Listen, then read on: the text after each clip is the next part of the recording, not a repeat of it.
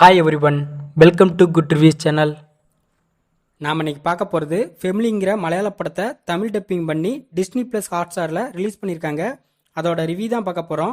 இந்த படத்தோட கதை என்னன்னா, படத்தோட ஹீரோவான பசில் ஜோசப் ஒரு மிடில் கிளாஸ் ஃபேமிலியை சேர்ந்தவர். இவரோட ஃபேமிலியில் அம்மா, அப்பா, தம்பி, தாத்தான்னு மொத்தம் 5 பேர் இருக்காங்க. ஹீரோ ஒரு டப்பிங் ஆர்டிஸ்டாக இருக்காரு. ஹீரோவோட தாத்தாவுக்கு காசிக்கு போகணும்னு ரொம்ப நாள் ஆசை. அதனால காசிக்கு போகிறதுக்காக நிறைய டைம் ட்ரை பண்ணிகிட்டே இருப்பார். பட் போக முடியாமல் போயிடும். இந்த மாதிரி சமயத்தில் ஹீரோவுக்கு கல்யாணம் ஏற்பாடு பண்ணுறாங்க. பட் ஒரு சில காரணத்தினால கல்யாணமும் நின்று போயிடுது. அதனால் ஹீரோ ரொம்பவே அப்செட்டாக இருக்கார். இந்த நேரத்தில் ஹீரோவும் ஹீரோவோட ஃபேமிலியும் காசிக்கு போகலான்னு பிளான் பண்ணுறாங்க. போன இடத்துல ஹீரோவோட தாத்தா காணாமல் போயிருந்தாரு.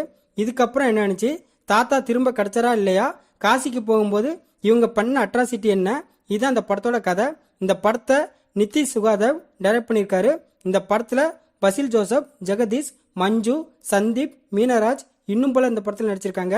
இந்த படத்தோட ப்ளஸ் படத்தோட ஹீரோவான பசில் ஜோசப் செம சூப்பராக பெர்ஃபார்மன்ஸ் பண்ணியிருக்காரு. அவரோட ஹியூமர் சீன்ஸ்லாம் வேற லெவலில் இருக்கு. ஜெகதீஷ் ஹீரோவோட அப்பாவா அவரோட கதாபாத்திரத்தை சூப்பராக பண்ணியிருக்காரு. இவருக்கும் ஹீரோவுக்கும் இடையில நடக்கிற ஈகோ பிரச்சனைலாம் இன்ட்ரெஸ்டிங்காக இருக்கு. மஞ்சு ஒரு குடும்ப தலைவியா ரொம்ப நல்லா நடிச்சிருக்காங்க. ஹீரோவோட தாத்தாவா நடிச்சவரும் சூப்பராக நடிச்சிருக்காரு. அவரு காசிக்கு போகணும்னு ஒவ்வொரு தடவையும் வீட்டில் யாருக்கும் தெரியாம ரயில்வே ஸ்டேஷனுக்கு போவார். அந்த சீன்லாம் சூப்பராக இருக்குது. படத்தில் நடித்த எல்லாருமே ரொம்ப சூப்பராக நடிச்சிருக்காங்க. படத்தில் உள்ள காமெடிலாம் வேற லெவலில் இருக்குது. தமிழ் டப்பிங் நல்லா பண்ணியிருக்காங்க. காசிக்கு போகும்போது அவங்க ஒவ்வொருத்தரும் பண்ணுற அலப்பறைகளும் வேற லெவலில் இருக்குது. படத்தில் உள்ள மியூசிக் சூப்பராக இருக்குது. சினிமாட்டோகிராஃபியில் அவங்க போகிற ஒவ்வொரு லொக்கேஷனையும் காட்டின விதம் ரொம்ப அழகாக இருக்குது. படத்தோட டைரக்டர் இந்த படத்தை சூப்பரான காமெடி ட்ராமா மூவியாக ப்ரெசென்ட் பண்ணியிருக்காரு. இந்த படத்தோட மைனஸ் படம் ஸ்லோவாக இருக்குது. படத்தில் உள்ள எமோஷனல் சீன்ஸ் அந்தளவுக்கு எஃபெக்டிவாக இல்லை. சில சீன்ஸ் ப்ரெடிக்டபிளாக இருக்குது. மற்றபடி இந்த படத்தில் மைனஸ்ன்னு சொல்ல பெருசாக அதுவும் இல்லை. மொத்தத்தில் இந்த படத்தை பார்க்கலாமான்னு கேட்டால் சூப்பரான காமெடி ட்ராமா மூவி பார்க்க நினைக்கிறவங்க இந்த படத்தை பார்க்கலாம்.